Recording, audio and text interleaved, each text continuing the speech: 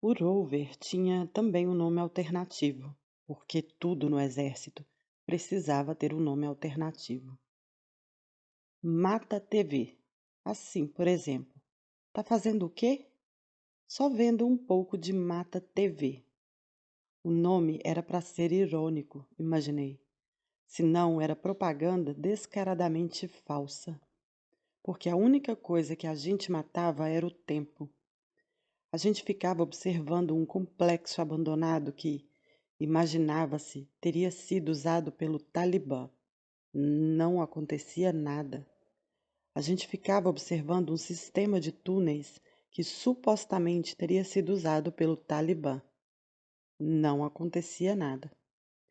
A gente ficava observando uma duna de areia e outra duna de areia. Se existe uma coisa mais chata do que ficar olhando a grama crescer, é ficar olhando o deserto. Deserto. Eu me perguntava como Baxter não tinha enlouquecido. Perguntei a ele.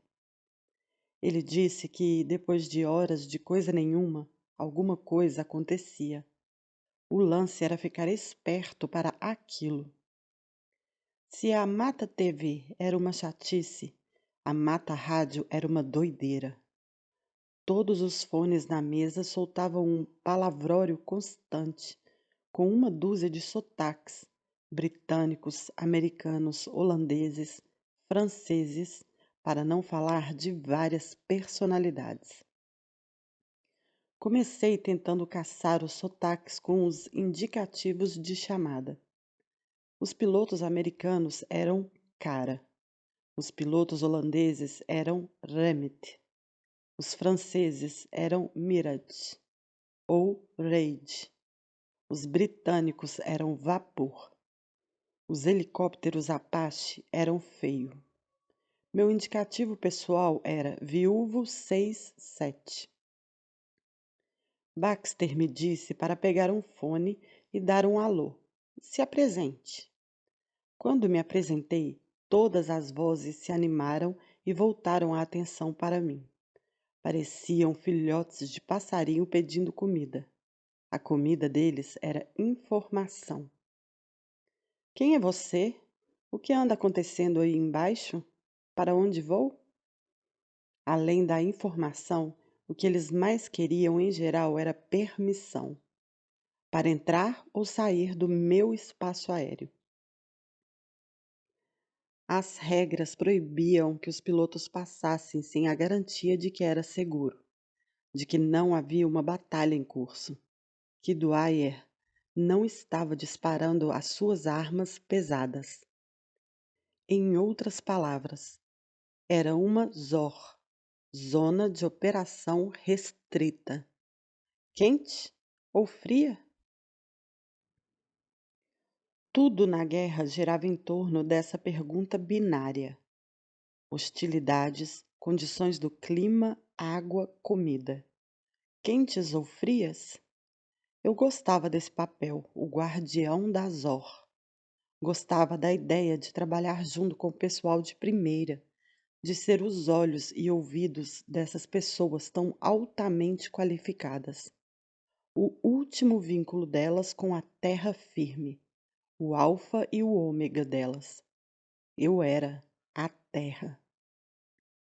A necessidade, a dependência delas em relação a mim criava laços instantâneos. Fluíam emoções estranhas, intimidades esquisitas se formavam. Ei, viúvo 67. Ei, cara, como está teu dia? Até agora tranquilo, cara. Virávamos parceiros na hora, camaradas. Dava para sentir. Depois de conferirem comigo, eu os transferia para o Calf de Garmsir, uma cidade perto com um pequeno rio. Valeu, viúvo 67. Boa noite. Câmbio, cara. Cuide-se. Depois de receber permissão para cruzar o meu espaço aéreo, o piloto nem sempre passava devagar. Passava feito uma flecha. E às vezes tinha urgência em saber como estavam as condições em terra. Qualquer segundo fazia diferença. Vida e morte nas minhas mãos. Eu ficava calmamente sentado a uma mesa, com uma bebida gasosa e uma esferográfica na mão. Oh, uma esferográfica! Uau! Mas também estava no meio da ação. Era empolgante, eu tinha treinado para aquilo, mas também era aterrorizante. Logo antes da minha chegada, um calf errou num número quando estava passando as coordenadas geográficas para um F-15 americano. O resultado foi uma bomba errante, caindo em cima das forças britânicas em vez do inimigo. 3 soldados mortos, 2 horrivelmente mutilados.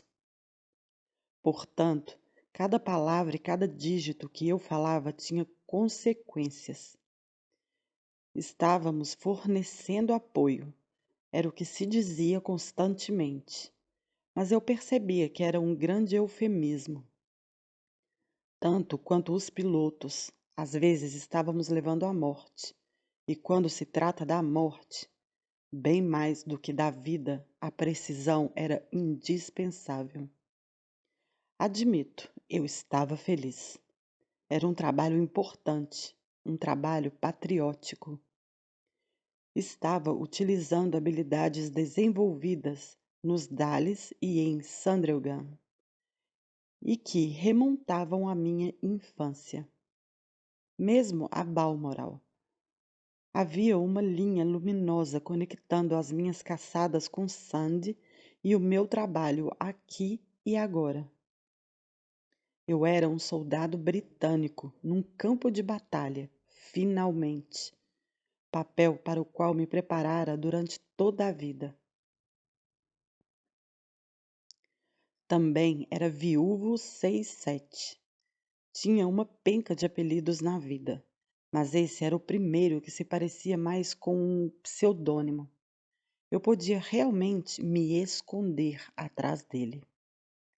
Pela primeira vez, eu era apenas um nome aleatório e um número aleatório, sem títulos e sem guarda-costas. É assim que os outros se sentem diariamente? Eu saboreava a normalidade, me deleitava com ela e também pensava na longa viagem que tinha feito até encontrá-la. O centro do Afeganistão, no auge do inverno, no meio da noite, no meio de uma guerra, falando com um homem 15.000 pés acima de mim. Quão anormal é a vida da gente quando esse é o primeiro lugar onde a gente se sente normal? Depois de toda a ação vinha uma calmaria, que às vezes era mais difícil de enfrentar psicologicamente. O tédio era o inimigo e o combatíamos jogando rugby, usando como bola um rolo de papel higiênico totalmente revestido de fita adesiva, ou correndo no mesmo lugar. Também fazíamos 1000 flexões e montávamos equipamentos primitivos de levantamento de peso, fixando caixas de madeira em barras de metal. Fazíamos sacos de boxe com mochilas de pano grosso. Líamos livros, organizávamos maratonas de xadrez. Dormíamos feito gatos. Eu via homens crescidos ficarem 12 horas por dia na cama, ferrados no sono. Também comíamos. Dwyer tinha uma cozinha completa: macarrão, batata frita, feijão. Tínhamos 30 minutos por semana no telefone por satélite. O cartão telefônico se chamava Parading, com um código no verso que a gente enfiava no aparelho. Aí um robô, uma voz feminina afável, dizia de quantos minutos a gente ainda dispunha. E aí... Spike, é você? Chelsea. A vida de antes do outro lado da linha. O som sempre me tirava o fôlego. pensar em casa nunca era fácil, por uma complicada série de razões. Ouvi-la era uma facada no peito. Quando eu não ligava para Chelsea, ligava para papai. Como vai, menino querido? Nada mal, sabe como é? Mas ele me pedia para escrever, em vez de telefonar. Amava as minhas cartas. Dizia que preferia muito mais uma carta. Às vezes eu me preocupava por estar perdendo a verdadeira guerra. Não estaria sentado na sala de espera da guerra? A guerra de verdade, temia, ficava logo ali embaixo, no vale. Eu via as densas colunas de fumaça, as nuvens das explosões, basicamente dentro e em volta de um vilarejo ribeirinho chamado Gurmsir, lugar de tremenda importância estratégica, porta de entrada crítica, porto fluvial por onde chegavam suprimentos, sobretudo armas, para o Talibã. E mais, via de ingresso para novos combatentes. Recebiam um AK-47, um punhado de balas e instruções para avançarem na nossa direção por entre o labirinto das suas trincheiras. Era o teste de iniciação deles, que o Talibã chamavam de batismo de sangue. Sandy e Tig estavam trabalhando para o Talibã? Isso acontecia muito. Um recruta do Talibã aparecia, disparava em nós e devolvíamos o fogo com força 20 vezes maior. O recruta do Talibã que sobrevivesse a essa barragem seria então promovido, enviado para lutar e morrer em algumas cidades maiores, como Gereshk ou Lashkar-Gah, que alguns chamavam de Las Vegas. A maioria, porém, não sobrevivia. O Talibã deixava os corpos lá, apodrecendo. Vi cães do tamanho de lobos devorarem muitos recrutas caídos no campo de batalha. Comecei a pedir aos meus superiores: me tirem daqui. Alguns outros pediram o mesmo, mas por outras razões. Eu implorava que me pusessem mais perto do fronte. Me mandem para Guernsey. Finalmente, na véspera do Natal de 2007, meu pedido foi aprovado. Eu ia substituir um Calf de saída na base de operações da linha de frente de Delhi, que ficava numa escola abandonada de Guernsey.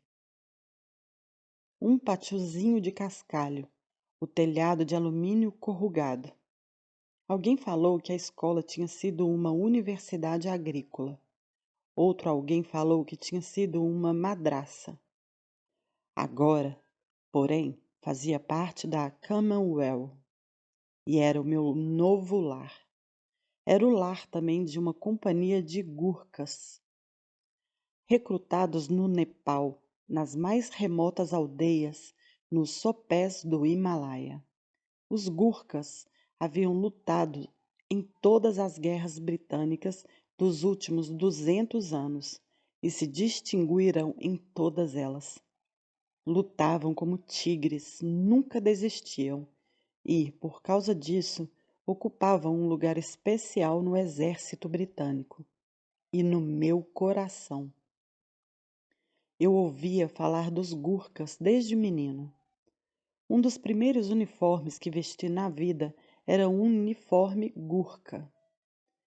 Em Sandhurst, os Gurkhas sempre faziam o papel do inimigo nos exercícios militares, o que sempre parecia um pouco ridículo, pois eram muito amados. Depois dos exercícios, um Gurkha invariavelmente vinha até mim e me oferecia uma xícara de chocolate quente. Eles nutriam uma solene reverência pela realeza. No entendimento deles, um rei era divino. Os Gurkhas consideravam o seu próprio rei como reencarnação do seu hindu Vishnu. Um príncipe, portanto, não estava muito longe. Eu tinha sentido isso quando novo, mas agora sentia outra vez.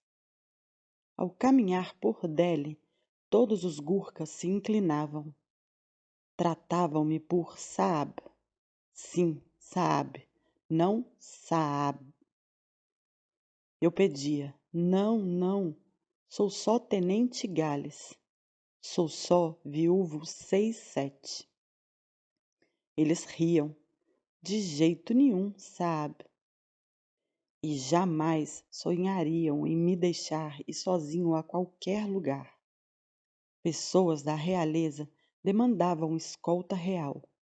Muitas vezes eu estava indo à missa ou ao banheiro e de repente percebi uma sombra à minha direita e então outra à minha esquerda. Olá, Saab! Era embaraçoso, embora comovente. Eu os adorava e os afegãos locais também os adoravam, vendendo-lhes muitos frangos e cabras e até trocando gracejos sobre receitas.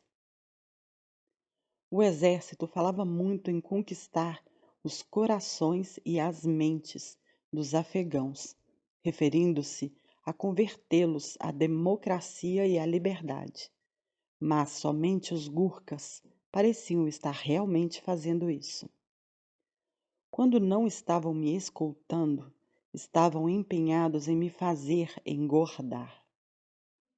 A comida era a sua linguagem do amor. E embora cada Gurkha se achasse um chefe 5 estrelas, todos tinham a mesma especialidade: curry de cabra.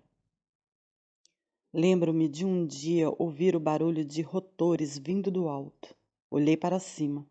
Todo mundo na base olhou para cima. Era um helicóptero descendo devagar. E dos esquis de aterrissagem, dentro de uma rede, pendia uma cabra. Presente de Natal para os Gurkhas. Levantando uma imensa nuvem de poeira, o helicóptero baixou. Dele saltou um homem calvo e aloirado, o próprio retrato de um oficial britânico. Era também vagamente familiar. Conheço esse cara, falei em voz alta. Estalei os dedos. É o bom e velho Bivan. Ele tinha trabalhado alguns anos para o papai. Até nos acompanhou em Closters, no inverno. Lembrei-me dele esquiando com uma jaqueta barba, a própria quintessência aristocrática. Agora, pelo visto, era o número 2 no comando da brigada.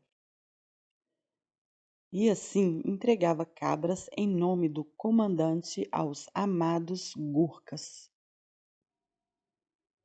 Fiquei sem palavras ao topar com Bivan, mas ele não pareceu muito surpreso ou interessado. Estava preocupado demais com aquelas cabras. Além da cabra na rede, ele passou o voo todo com outra no colo. E então levou a bichinha numa coleira, feito um Cocker Spaniel, até um Gurga. Pobre Bivan! Dava para ver como ele ficara ligado àquela cabra, como estava despreparado para o que viria a seguir. O Gurkha tirou o seu kukri e cortou fora a cabeça dela. A cabeça castanha e barbada caiu no chão, como um daqueles rolos de papel higiênico que a gente usava como bola de rugby.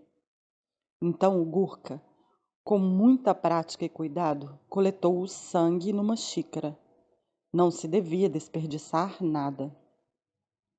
Para a segunda cabra, o Gurkha me estendeu o kukri e perguntou se eu não faria as honras.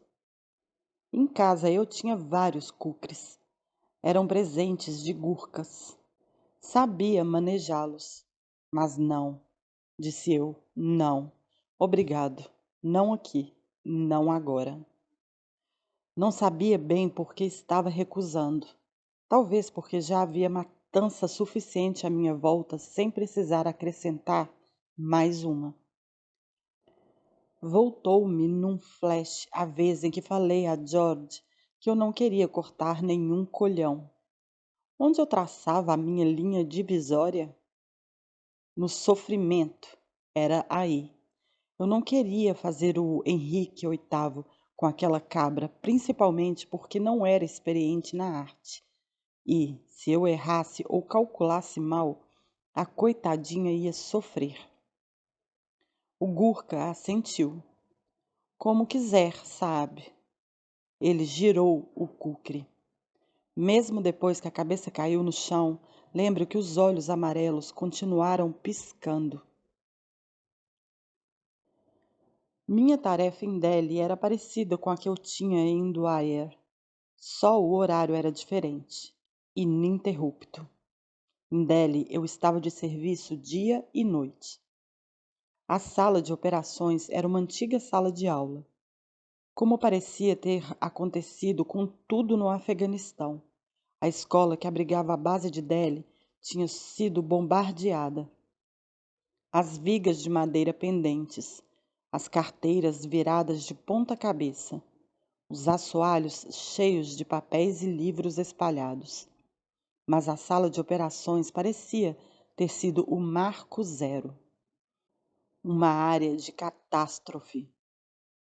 Pelo lado positivo, os inúmeros buracos nas paredes ofereciam, nos turnos da noite, uma visão deslumbrante das estrelas. Lembro-me de um turno, lá pela 1 da madrugada. Pedi a um piloto no alto que me passasse o seu código para inserir no meu rover e ver o sinal. O piloto respondeu azedo que eu estava fazendo errado. Fazendo errado o quê? Não é o rover, é o Longhorn. Long o quê? Novato, hein? Ele descreveu o Longhorn, uma máquina que ninguém se dera ao trabalho de me mostrar. Olhei em volta, encontrei uma maleta preta grande coberta de pó. Espanei, liguei. O piloto foi me explicando até fazer funcionar. Eu não sabia por que se exigia para ele o Longhorn em vez do Rover, mas não estava a fim de perguntar e deixar o cara ainda mais irritado. Principalmente porque a experiência tinha criado uma ligação. A partir daí, éramos parceiros. O indicativo de chamada dele era Magic. Muitas vezes eu passava a noite inteira batendo papo com o Magic. Ele e sua tripulação gostavam de falar, de rir, de comer. Lembro vagamente uma noite em que se banquetearam com caranguejos frescos. E mais que tudo, gostavam de pregar peças. Depois de uma investida, Magic diminuiu o zoom da câmera e me falou para olhar. Me inclinei sobre a tela. A 20.000 pés de altura, ele tinha uma vista assombrosa da curvatura da Terra. Então virou a câmera devagarinho. Minha tela se encheu de seios. Revista pornográfica. Ah, me pegou o Magic. Havia algumas mulheres pilotando. O contato com elas era muito diferente. Uma noite me vi falando com uma piloto britânica que comentou que a lua estava linda. É lua cheia, disse ela. Você precisa ver. Viúvo 67. Estou vendo, por um dos buracos na parede. Um encanto. De repente, o rádio se encheu de vozes. Um coro estridente. Os caras em Dwyer nos disseram para arranjar um quarto. Me senti corar. Torci para que a piloto não tivesse achado que eu estava flertando. Torci para que não pensasse isso agora. E, mais que tudo, torci para que ela e todos os outros pilotos não descobrissem quem eu era e dissessem à imprensa britânica que eu estava usando a guerra como meio de arranjar mulher. Torci para que então a imprensa não a tratasse como tinha tratado todas as outras garotas com as quais me relacionei. Mas, antes que o turno terminasse, a piloto e eu superamos esse rápido constrangimento e fizemos um bom trabalho juntos. Ela me ajudou a monitorar um bunker do Talibã, bem no centro de uma terra de ninguém, não muito longe dos muros de Delhi. Havia manchas de calor em volta do bunker, formas humanas. Uma dúzia, calculei, 15, talvez. Talibã, na certa, dissemos. Quem mais estaria se movendo naquelas trincheiras? Percorri a lista de verificação para garantir padrão de vida, como dizia o exército. Consegue ver mulheres? Consegue ver crianças? Consegue ver cachorros, gatos? Tem alguma coisa indicando que esse alvo pode ser ao lado de um hospital? De uma escola? Algum civil, qualquer que seja? Não, não para todas as perguntas. Isso significava Talibã e nada além do Talibã. Planejei um ataque para o dia seguinte. Fui designado para montá-lo com 2 pilotos americanos, cara 01 e cara 02. Informei sobre o alvo. Falei que queria uma JDAM, munição conjunta de ataque direto, de 2.000 libras. Eu me perguntava por que usávamos esse nome truncado. Por que não bomba, simplesmente?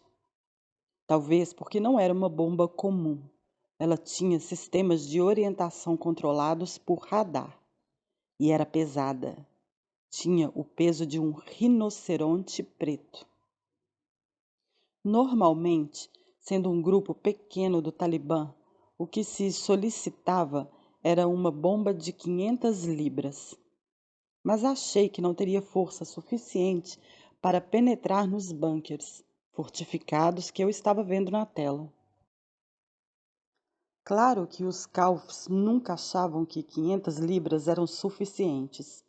Sempre queríamos bombas de 2.000 libras. Mais vale ir com tudo, a gente sempre dizia.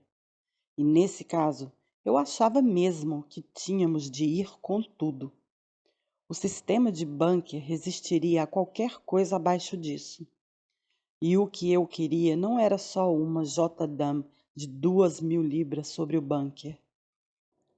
Queria também que a seguir viesse uma segunda aeronave com um canhão de 20 milímetros para metralhar as trincheiras no topo do bunker e pegar os caras enquanto eram removidos. Negativo, disse cara 01. Os americanos não viam qualquer necessidade de uma bomba de 2.000 libras. Preferimos jogar 2 bombas de 500, Viúvo 67. Nada americano. Eu realmente acreditava que estava com a razão e quis discutir, mas era novato e me faltava confiança. Era o meu primeiro ataque aéreo, então só respondi: entendido. Véspera de Ano Novo. Mantive os F-15 à distância, uns 8 quilômetros, para que o barulho dos motores não alertassem os alvos. Quando tudo estava calmo e as condições pareciam corretas, mandei virem. Viúvo 67, estamos em posição. Cara 01, cara 02, permissão para atirar. Permissão para atirar. Seguiram em disparada para o alvo. Na minha tela observei enquanto o piloto tratava a mira sobre o bunker.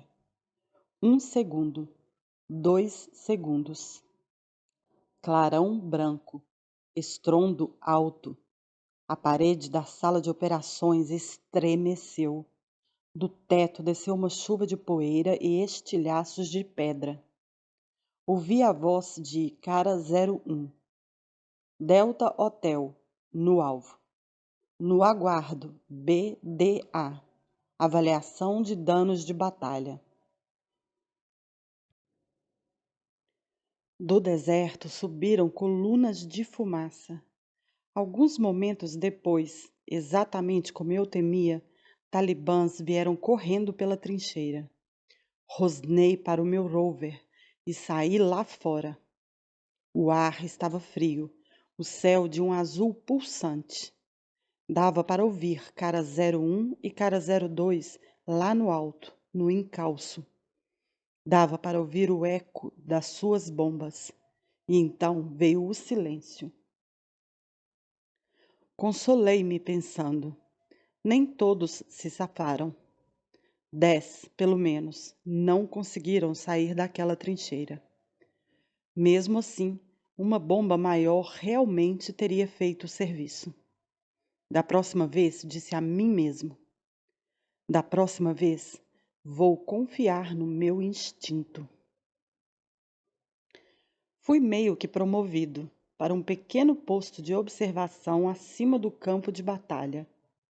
Fazia um bom tempo que o posto andava deixando o Talibã doido. Era nosso, eles queriam ir. Se não conseguissem tomá-lo, estavam decididos a destruí-lo. Tinham atacado o posto de vigia dezenas de vezes nos meses anteriores à minha chegada. Poucas horas depois que cheguei, lá vieram eles de novo. Rifles AK-47 estralando, projéteis assobiando. Era como se alguém estivesse atirando colmeias pela nossa janela. Havia 4 gurkas comigo e soltaram um míssil Javelin na direção do fogo. Então me disseram para tomar posição atrás da metralhadora. Vai lá, Saab. Entrei no ninho de metralhadora e a segurei pelas enormes alças. Enfiei meus plugs de ouvido e mirei através da tela que pendia da janela. Apertei o gatilho. Foi como se um trem passasse pelo meio do meu peito. O som também parecia o de uma locomotiva. Ratatatá! A arma espalhava os projéteis pelo deserto, e as cápsulas vazias saltavam feito pipoca em volta do posto de vigia. Era a primeira vez que eu disparava uma arma daquela. Nem dava para acreditar na sua potência. Na minha linha de visão direta havia uma lavoura, valas e árvores. Tudo abandonado. Varri tudo aquilo. Tinha uma construção velha com 2 cúpulas que pareciam os olhos de um sapo. Crivei de balas aquelas 2 cúpulas. Enquanto isso, Dwyer começou a atirar com seus canhões. Era um caos total. Não me lembro muita coisa depois disso, mas nem precisa. Está em vídeo. A imprensa estava lá, ao meu lado, filmando. Odiei que os repórteres estivessem ali, mas tinha recebido ordens de levá-los para dar uma volta. Em troca, concordaram que não divulgariam nenhuma das imagens ou informações que reunissem enquanto eu não saísse do país. Quantos matamos? Queriam saber. Não tínhamos certeza. Número indeterminado, dissemos. Achei que eu ficaria muito tempo naquele posto, mas logo após esse dia fui convocado para o norte, para a base de operações da linha de frente de Edimburgo, em Helmand. Embarquei num Chinook cheio de malas postais, deitado entre elas para eu me esconder. 40 minutos depois, eu descia num lamaceiro que batia pelo joelho. Quando é que choveu? Mostraram meu alojamento numa casa de sacos de areia, um catre minúsculo. E um colega de quarto, oficial de sinalização estoniano. Simpatizamos na hora. Ele me deu uma das suas divisas como presentes de boas-vindas. A 8 quilômetros dali ficava Musa Qala, cidadezinha que antes tinha sido uma fortaleza do Talibã.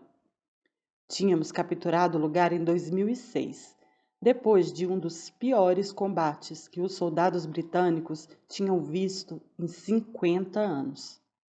Mais de 1.000 talibãs foram derrotados. Mas, após pagar esse preço, logo depois perdemos descuidadamente a cidade. Agora nós a tínhamos retomado outra vez e pretendíamos mantê-la. E a coisa era feia. Um dispositivo explosivo improvisado, IED, tinha acabado de explodir um dos nossos rapazes. Além disso, todos na cidade e nos arredores nos desprezavam. Os locais que haviam cooperado conosco tinham sido torturados, as cabeças fincadas em estacas ao longo dos muros da cidade. Não dava para ganhar nem corações nem mentes. Saí imediatamente em patrulha. Juntei-me a um comboio de tanques Scimitar, partindo da Bolf, Edimburgo, rumo a Cares de Baba. A estrada nos levou por uma ravina, na qual logo demos com um IED, o primeiro com que eu me deparava. Foi tarefa minha chamar os especialistas em bombas. 1 hora mais tarde chegou o Chinook. Encontrei para ele um local seguro para aterrissar. Atirei uma granada de fumaça para indicar o melhor lugar e mostrar para que lado o vento estava soprando. Uma equipe saltou depressa e se aproximou do IED. Trabalho lento e meticuloso. Levou um tempo danado. Enquanto isso, todos nós estávamos completamente expostos. Esperávamos a qualquer instante um contato do Talibã. Ouvíamos em volta as motos unindo. Batedores talibãs, sem dúvida, verificando a nossa posição. Quando as motos chegavam perto demais, disparávamos sinalizadores para afastá-los. Ao longe havia campos de papoulas. Olhei para lá, pensei no famoso poema. Nos campos de Flandres florescem as papoulas. Na Grã-Bretanha, as papoulas simbolizavam a memória, mas aqui era apenas a moeda do país.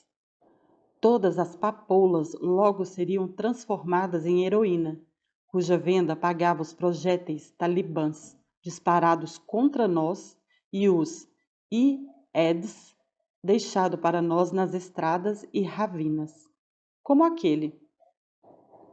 Finalmente, os especialistas em bombas explodiram o IED. Uma nuvem em forma de cogumelo subiu pelo ar, tão saturada de areia que parecia totalmente abarrotada. Então juntaram as suas coisas e foram embora, e nós prosseguimos para o norte, avançando cada vez mais no deserto.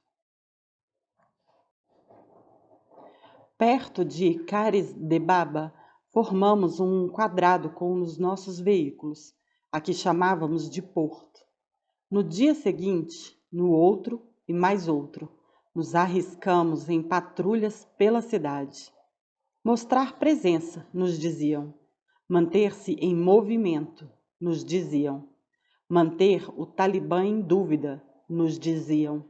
Mantê-los desorientados. Mas, acima de tudo, a missão de base era dar apoio a uma ofensiva americana em curso.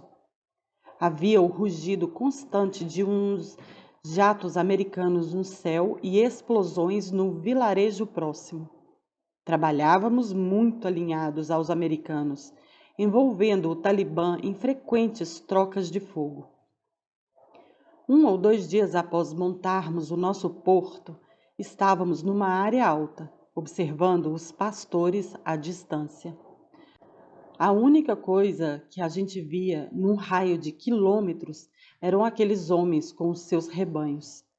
A cena parecia muito inocente, mas os pastores estavam chegando perto demais dos americanos, causando-lhes nervosismo. Os americanos dispararam vários tiros de advertência. Inevitavelmente atingiram um dos pastores. Ele estava numa moto. Da distância onde estávamos, não dava para saber se ele tinha sido acidental ou deliberado. Vimos o rebanho se dispersar e então os americanos descerem e pegarem os pastores. Assim que foram embora, fui até o campo, com alguns soldados fijianos, e peguei a motocicleta. Limpei, apoiei-a de lado. Cuidei dela. Depois que os americanos interrogaram, enfaixaram e liberaram o pastor, ele veio até nós. Ficou atônito que tivéssemos recuperado a sua moto. Ficou ainda mais atônito que a tivéssemos limpado. E quase desmaiou quando a devolvemos a ele. No dia seguinte, ou talvez 2 dias mais tarde, 3 jornalistas se juntaram ao nosso comboio. Recebi ordens de levá-los ao campo de batalha e dar um giro com eles, com o explícito entendimento de que o embargo às notícias ainda estava em vigor. Eu estava num tanque Spartan, logo na frente do comboio, com os jornalistas ali dentro. Não paravam quietos e ficavam resmungando comigo. Queriam sair, tirar umas fotos, filmar umas cenas, mas não era seguro. Os americanos ainda estavam limpando a área. Eu estava na torre do tanque quando um jornalista deu um tapinha na minha perna e pediu mais uma vez permissão para sair. Suspirei. Ok, mas cuidado com as minas e fique perto. Todos desceram correndo do Spartan e começaram a montar a câmera. Uns momentos depois, os caras adiante da gente foram atacados. Os disparos passaram chiando por cima de nós.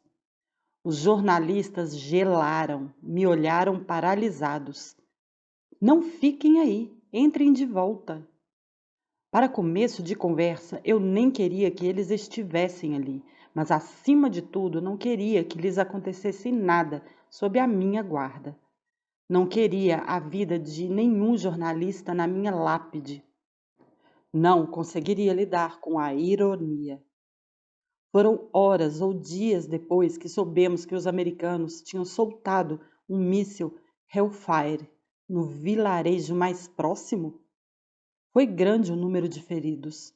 Trouxeram de lá um menino num carrinho de mão, subindo a colina, as pernas pendendo de lado. Estavam enfrangalhadas.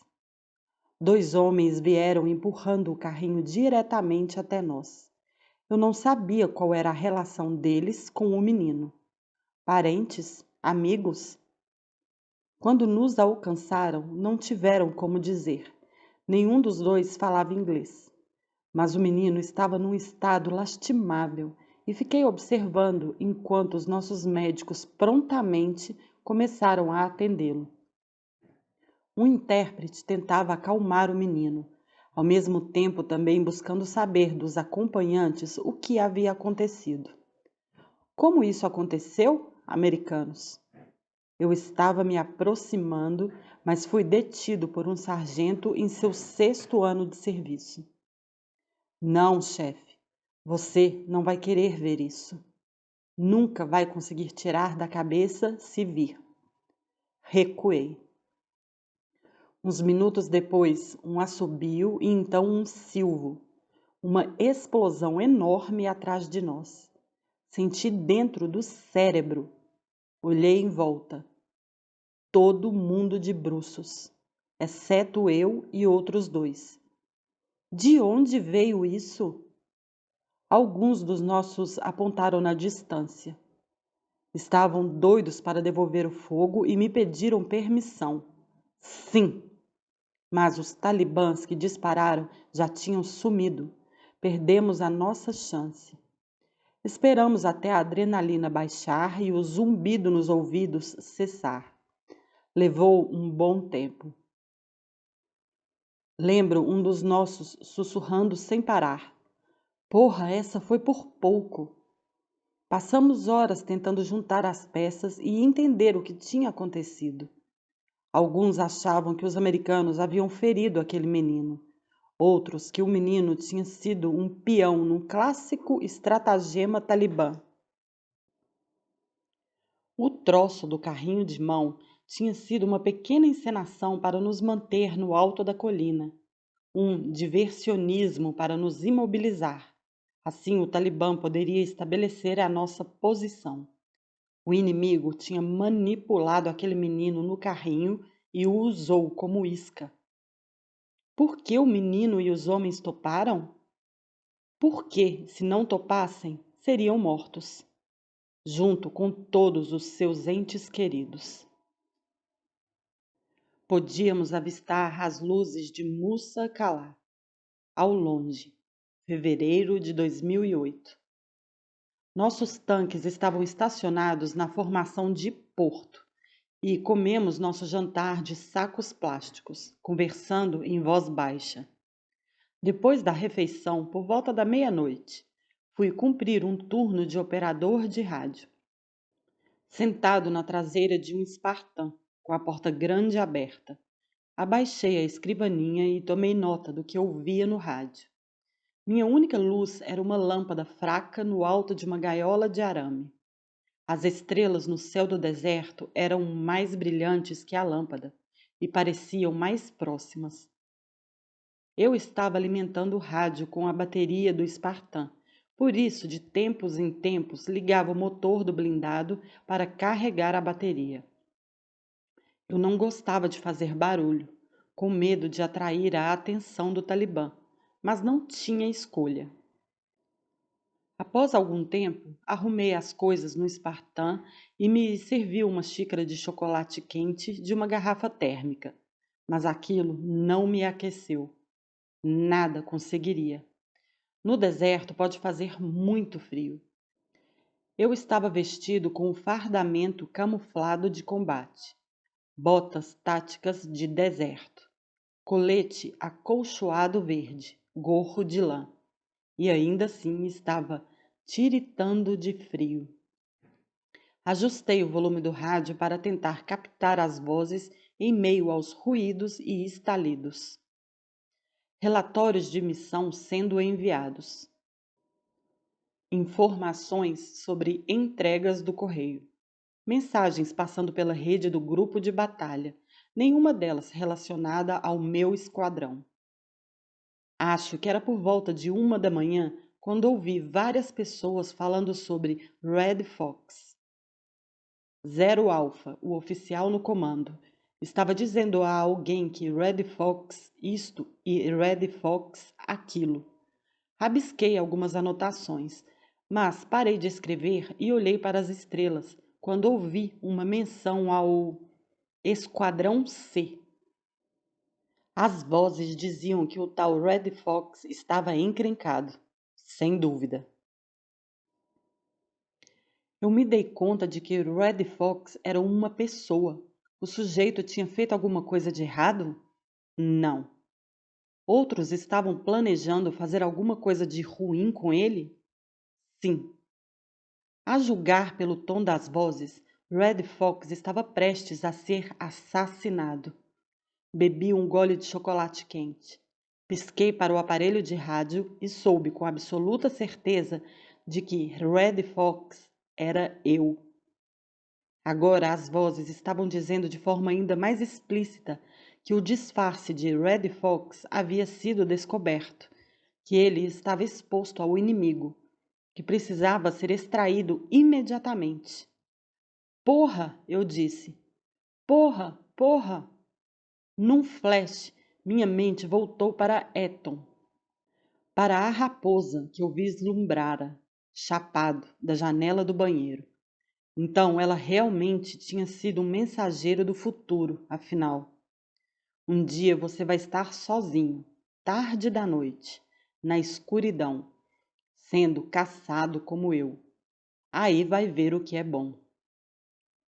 No dia seguinte saímos em patrulha e eu estava totalmente paranoico, preocupado de ter sido reconhecido. Com um lenço chamag bem apertado no rosto, óculos de esqui de lentes escuras, eu estava alerta e atento ao meu redor, o dedo apertado no gatilho da minha metralhadora. Ao anoitecer, as forças especiais me recolheram e me levaram de helicóptero pelo vale, de volta para a FOB, Edimburgo. Aterrissamos na escuridão e eu não conseguia enxergar nada. Entrei correndo na base, depois numa barraca de lona verde, onde estava ainda mais escuro. Ouvi um rangido. Uma luz suave se acendeu. Diante de mim havia um homem, enroscando uma pequena lâmina em um soquete pendurado no teto. Coronel Ed. Seu rosto comprido parecia ainda mais comprido do que na minha lembrança. Ele estava vestindo um longo sobretudo verde, tipo uma coisa saída da Primeira Guerra Mundial. Ele me contou o que tinha acontecido. Uma revista australiana me dedurou, informou ao mundo que eu estava na linha de frente no Afeganistão. A revista era irrelevante, por isso a princípio ninguém notou o vazamento, mas então algum babaca escroto nos Estados Unidos pegou a história. Postou em seu site imprestável. E aí a notícia entrou no radar de todos os sanguessugas. Agora estava em toda parte. O segredo mais mal guardado na Via Láctea era a presença do príncipe Harry na província de Helmand. Então, você está fora. O coronel Ed se desculpou. Ele sabia que não era nem o momento nem a maneira como eu queria terminar minha missão. Por outro lado, queria que eu soubesse que seus superiores o viam pressionando havia semanas para me tirar. Então, tive sorte de minha participação não ter sido mais curta. Eu tinha enganado os poderes constituídos, me esquivei do Talibã e consegui cumprir um período de serviço de duração respeitável, com um excelente histórico. Bravo, ele disse. Eu estava a ponto de implorar para ficar, mas pude ver que não havia a menor chance. Minha presença poria em grave perigo todos ao meu redor, incluindo o coronel Ed. Agora que o Talibã sabia que eu estava no país, e mais ou menos onde, viria para cima com força máxima para me matar. O exército não queria que eu morresse, mas era a mesma história de um ano antes. O exército estava muito mais interessado em que outras pessoas não morressem por minha causa. Eu compartilhava daquele sentimento.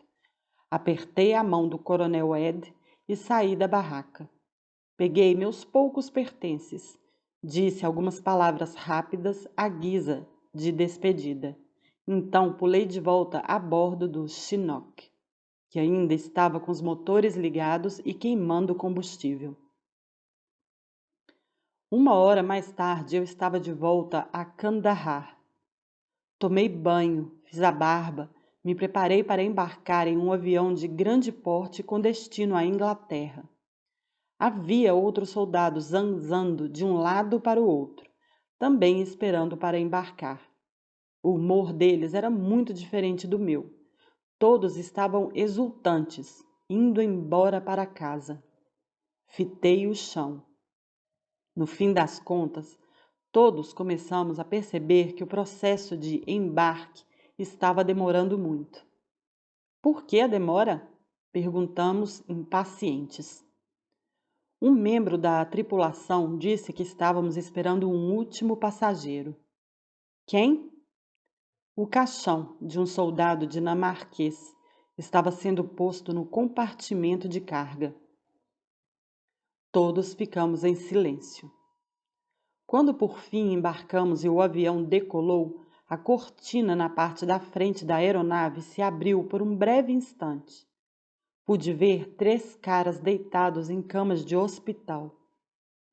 Desafivelei meu cinto de segurança, percorri o corredor e encontrei 3 soldados britânicos em estado grave. Um deles, eu me lembro, tinha horríveis ferimentos decorrentes da explosão de uma bomba caseira. Outro estava embrulhado da cabeça aos pés em plástico. Apesar de estar inconsciente, segurava um tubo de ensaio contendo fragmentos de estilhaços removidos de seu pescoço. Falei com o médico que cuidava deles. Perguntei se os rapazes sobreviveriam. Ele não sabia, mas me disse que, ainda que escapassem com vida, tinham um caminho muito difícil pela frente. Senti raiva de mim mesmo por ter sido tão egoísta.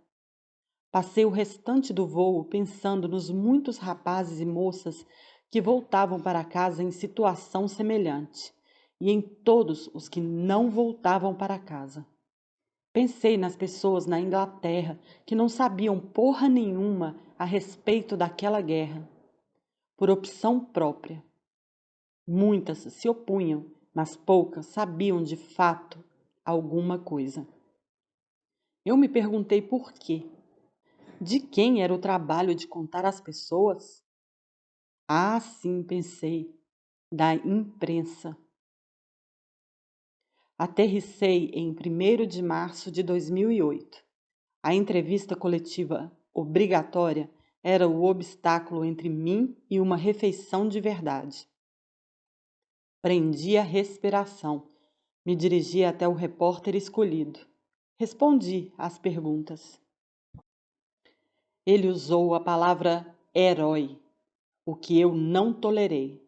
Os heróis são os caras no avião, sem mencionar os que ainda estão nas bases de Delhi, Dwyer e Edimburgo. Saí da sala direto para encontrar Willie e papai. Acho que Willie me abraçou. Acho que beijei as bochechas de papai. Ele talvez tenha também apertado meu ombro? Para qualquer um que observasse de longe a cena, teria parecido uma saudação e uma interação familiar normais. Mas para nós era uma demonstração extravagante e sem precedentes de afeto físico. Em seguida, os dois me encararam com os olhos arregalados. Eu parecia exausto, assombrado.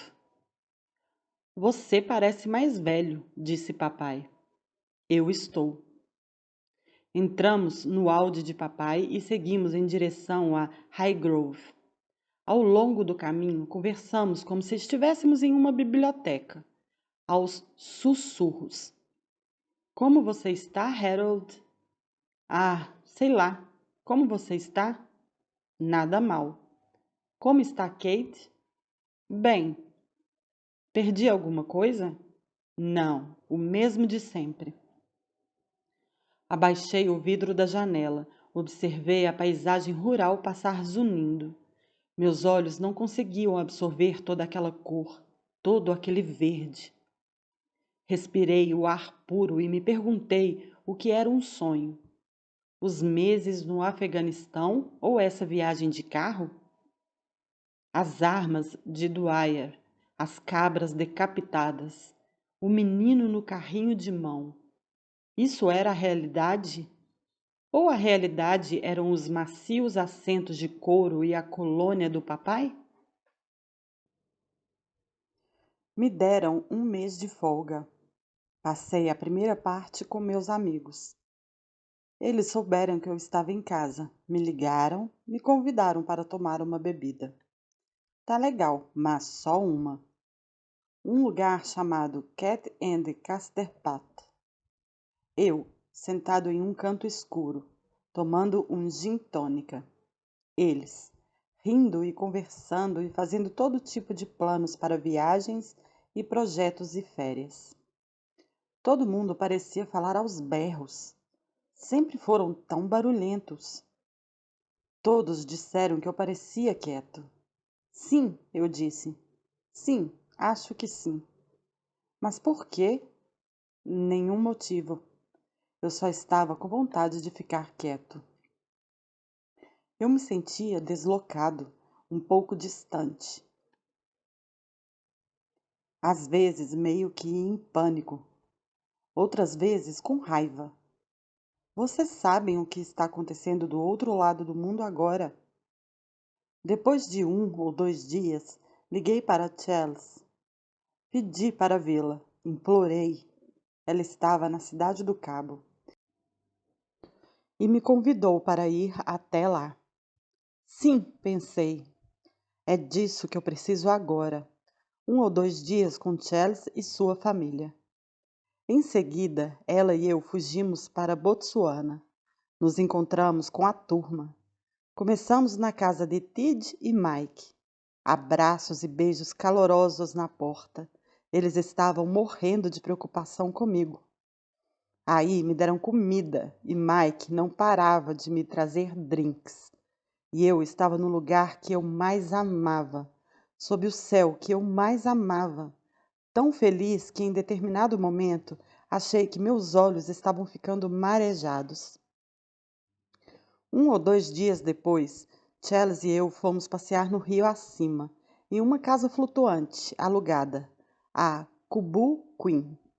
Preparávamos refeições simples, dormíamos no convés superior do barco, sob as estrelas, fitando o cinturão de Orion, a Ursa Menor. Eu tentava relaxar, mas era difícil.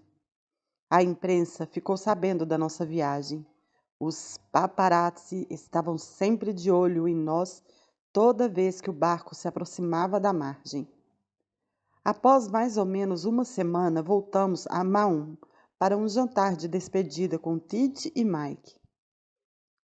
Todos chegaram cedo, mas eu me sentei com Tid. Contei a ela um pouco sobre a guerra.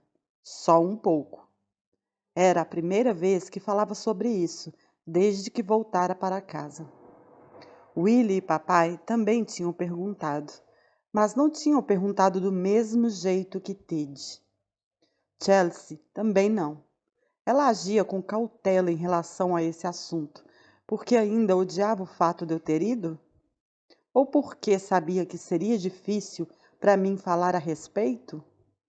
Eu não tinha certeza, e senti que ela não tinha certeza, que nenhum de nós tinha certeza de nada. Tid e eu conversamos sobre isso também. Ela gosta de mim, eu disse. Acho que ela me ama, mas não gosta da bagagem que vem comigo. Não gosta de tudo que vem junto com a realeza, a imprensa e tal. Nada disso nunca irá desaparecer. Então, tem alguma esperança? A queima-roupa, Tid perguntou se eu conseguia me ver casado com Chelsea. Tentei explicar. Eu adorava o espírito autêntico e livre de inquietações da Chelsea.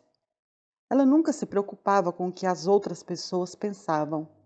Usava saias curtas e botas de cano alto.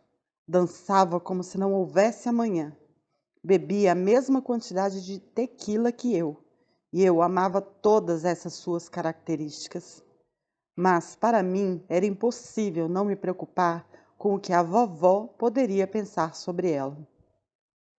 Ou a opinião pública britânica.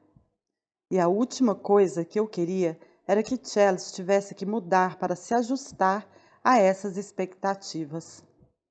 Eu queria muito ser marido, pai, mas não tinha certeza. É necessário ser certo tipo de pessoa para aguentar o escrutínio. De novo, corta no é necessário. Continua. É necessário ser certo tipo de pessoa para aguentar o escrutínio, Ted. E não sei se Chelsea dá conta de lidar com isso. Eu não sei se quero pedir a ela para lidar com isso. A imprensa noticiou avidamente nossa volta à Grã-Bretanha e todo dia publicava alguma informação sobre minhas escapadas para o apartamento de Chelsea, perto do campus da Universidade de Leeds, onde ela morava com 2 garotas, em quem eu confiava e que, mais importante, confiavam em mim, e sobre como eu entrava na surdina no apartamento, disfarçado com um moletom com capuz e boné, o que fazia as colegas dela caírem na gargalhada, e sobre como eu adorava fingir ser um estudante universitário, sair para comer pizza e beber em pubs, e que inclusive eu era assolado por dúvidas sobre se havia feito a escolha certa em não cursar a universidade. Nada disso, nenhuma palavra disso era verdade. Fui 2 vezes ao apartamento de Chelsea em Leeds. Eu mal conhecia suas colegas de apartamento e nunca me arrependi da minha decisão de não cursar a universidade. Mas a imprensa estava piorando. Agora os jornalistas disseminavam fantasias, fantasmas, enquanto fisicamente perseguiam e assediavam a mim e a todos no meu círculo íntimo. Chelsea me disse que vinha sendo seguida por paparazzi no caminho de ida e volta das aulas e me pediu para fazer alguma coisa a respeito. Prometi que tentaria. Eu disse a ela que lamentava muito. Quando voltou para a cidade do Cabo, Chelsea me ligou para contar que havia gente em sua cola em todos os lugares, e isso a estava deixando louca. Ela não fazia ideia de como sempre sabia onde ela estava e para onde iria em seguida. Ela estava surtando. Conversei com Marco, que me aconselhou a pedir ao irmão de Chelsea para verificar a parte de baixo do carro. Como era de se esperar, dispositivo de rastreamento. Marco e eu sabíamos o suficiente para instruir o irmão dela exatamente sobre o que e onde procurar, porque a mesma coisa já tinha acontecido com muitas outras pessoas ao meu redor. Mais uma vez, Chelsea me disse que não tinha certeza se estava preparada para isso. Uma vida inteira sendo acossada? O que eu poderia dizer? Eu sentiria muito sua falta, mas entendia completamente seu desejo de liberdade. Se eu pudesse escolher, também não gostaria de levar essa vida. Flack, era assim que a chamavam. Ela era engraçada, e doce, e legal. Eu a conheci em um restaurante com alguns amigos, meses depois que Chelsea e eu terminamos. Spike, esta é a Flack. Oi, o que você faz, Flack? Ela explicou que trabalhava na TV, era apresentadora. Desculpe, eu disse, não assisto muita TV. O fato de eu não a reconhecer não a surpreendeu nem um pouco, e gostei disso. Ela não tinha um ego inflamado. Mesmo após explicar quem era e o que fazia, eu ainda não sabia ao certo. Qual é mesmo seu nome completo? Caroline Fleck. Dias depois nos encontramos para jantar e jogar baralho. Noite de pôquer no apartamento de Marco. Bramham Gardens. Após mais ou menos 1 hora, saí disfarçado com um dos chapéus de cowboy de Marco para falar com Billy, a rocha. Ao sair do prédio, acendi um cigarro e olhei para a direita. Ali, atrás de um carro estacionado, 2 pares de pés e 2 cabeças balançando. Quem quer que fosse, não me reconheceu no chapéu de Marco. Então consegui caminhar tranquilamente até Billy e me debruçar na janela do seu carro de polícia e sussurrar: bicho papão à direita. O quê? Ah, não! Billy, como é que eles sabem? Não faço ideia. Ninguém sabe que eu estou aqui. Eles estão me rastreando? Estão hackeando meu telefone? Ou o telefone da Fleck? Billy saiu correndo do carro, dobrou a esquina e surpreendeu os 2 paparazzi. Berrou com eles, mas eles gritaram de volta, cheios de si, cheios de coragem. Nessa noite, eles não conseguiram a almejada foto, uma pequena vitória. Mas logo depois me flagraram com Fleck, e essas fotos desencadearam um frenesi. Em questão de poucas horas, uma multidão estava acampada do lado de fora da casa dos pais de Fleck, das casas de todos os amigos dela e da casa de sua avó. Um jornal a descreveu como meio tosca, porque já havia trabalhado em uma fábrica ou algo assim. Meu Deus, pensei, somos realmente um país de esnobes insuportáveis? Continuei a me encontrar com Fleck de vez em quando, mas já não nos sentíamos livres. Fomos em frente, acho, porque gostávamos genuinamente da companhia um do outro e porque não queríamos admitir a derrota nas mãos daqueles filhos da puta. Mas o relacionamento estava estragado, irremediavelmente, e com o tempo concordamos que a dor e o assédio não valiam a pena, sobretudo para sua família. Adeus, dissemos. Adeus e boa sorte. Fui com JLP ao Palácio de Kensington para um coquetel com o general Dunnet. Ao batermos na porta do apartamento do general, eu me senti mais apreensivo do que quando parti para a guerra. O general e sua esposa, Pipa, nos receberam calorosamente, parabenizando-me pelo serviço militar que prestei. Eu sorri, mas depois franzi a testa.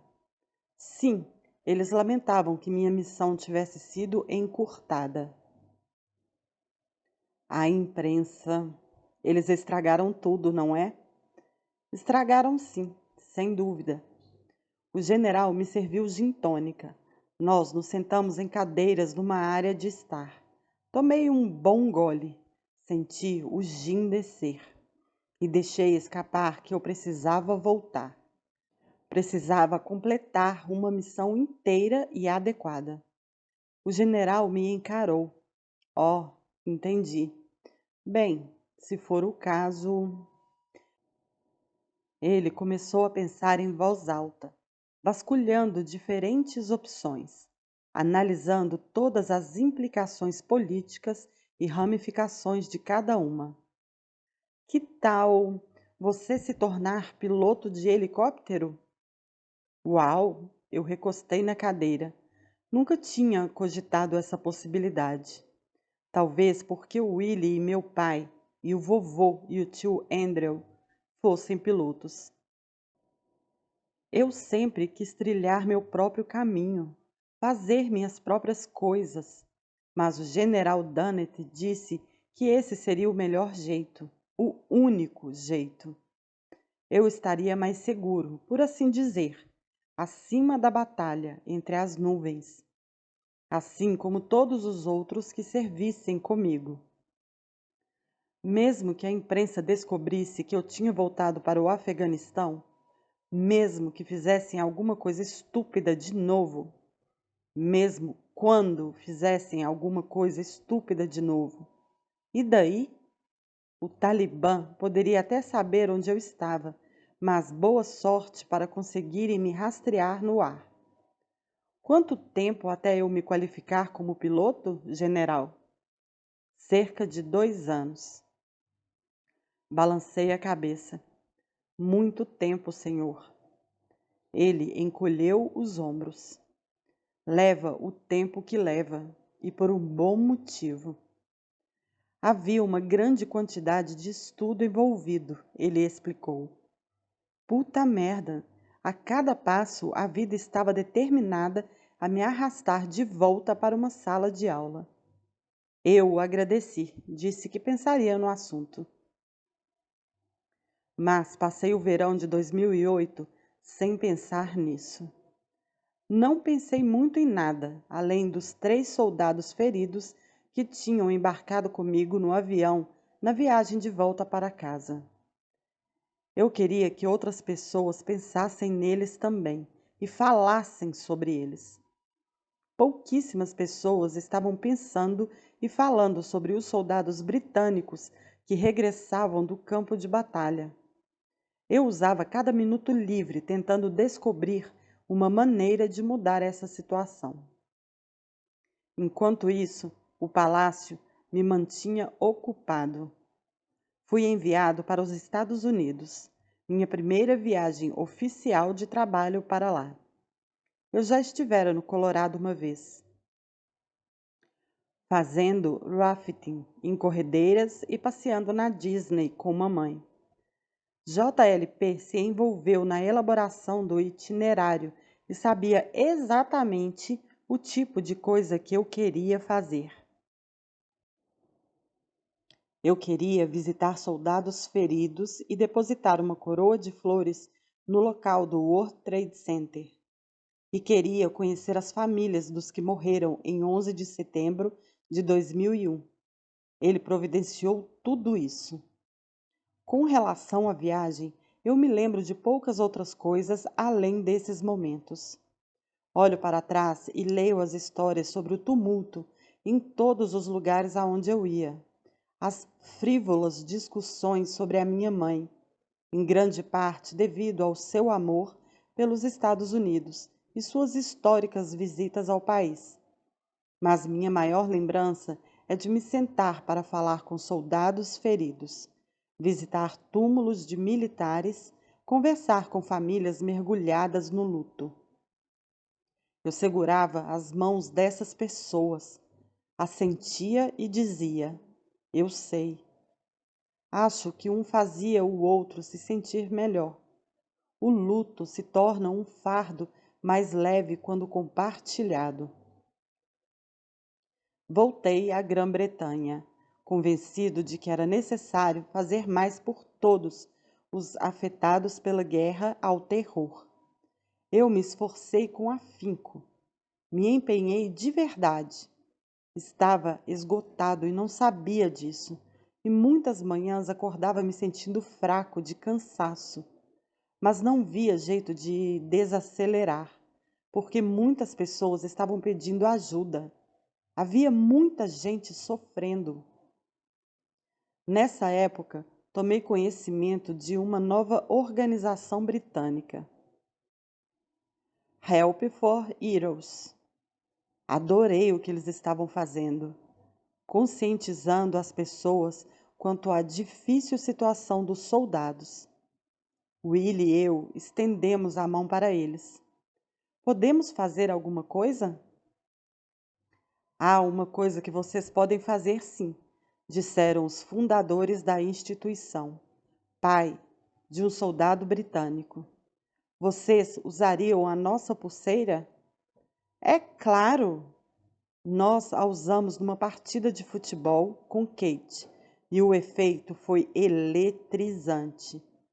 A demanda pela pulseira disparou feito um foguete. As doações começaram a chegar aos montes. Foi o início de um longo e significativo relacionamento. Mais ainda, foi um lembrete visceral do poder da nossa plataforma. Ainda assim, eu fazia a maior parte do meu trabalho nos bastidores.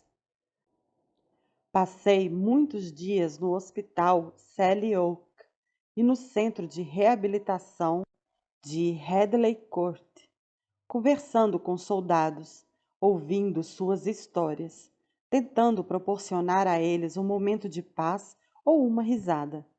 Eu nunca avisava a imprensa e me recusava a deixar o palácio fazer isso. Não queria um repórter a menos de 2 quilômetros desses encontros, que na superfície poderiam parecer triviais, mas na realidade eram extremamente íntimos. Você também estava na província de Helmand? Ah, sim. Perderam algum companheiro lá? Sim. Há alguma coisa que eu possa fazer? Você está fazendo, cara. Fiquei ao lado dos leitos de homens e mulheres em condição terrível e muitas vezes com as famílias dos pacientes. Havia um rapaz enfaixado da cabeça aos pés, em coma induzido.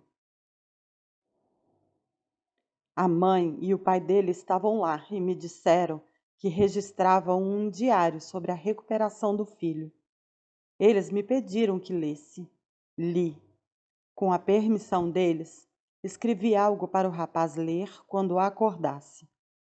Depois nós três nos abraçamos e quando nos despedimos, parecíamos uma família. Por fim, fui a um centro de reabilitação física e me encontrei com um dos soldados que estava no meu voo para casa. Bem, ele me contou que uma bomba caseira havia arrancado seu braço esquerdo e sua perna direita. Era um dia de calor escaldante, ele disse. Estava correndo, ouviu uma explosão. Depois teve a sensação de voar 6 metros no ar. Ele tinha a lembrança de ver a própria perna deixar seu corpo. Disse-me isso com um sorriso abatido, mas corajoso. Um dia antes da minha visita, Ben havia recebido sua nova perna protética. Olhei de relance para baixo. Muito elegante, cara. Parece bem forte. Veremos em breve, ele disse. Seu programa de reabilitação requeria que ele subisse e descesse uma parede de escalada nesse dia. Fiquei por perto, observei. Ele se acomodou na cadeirinha, agarrou uma corda, se pendurou, balançando parede acima. Chegando ao topo, soltou um empolgado grito de guerra. Depois acenou, em seguida desceu.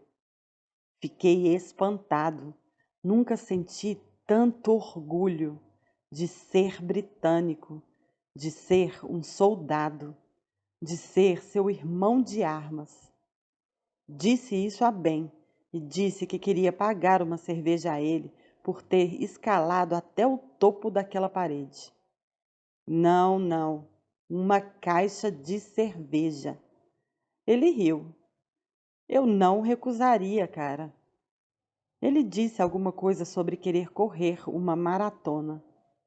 Respondi que se ele fizesse isso, quando o fizesse, me encontraria esperando na linha de chegada.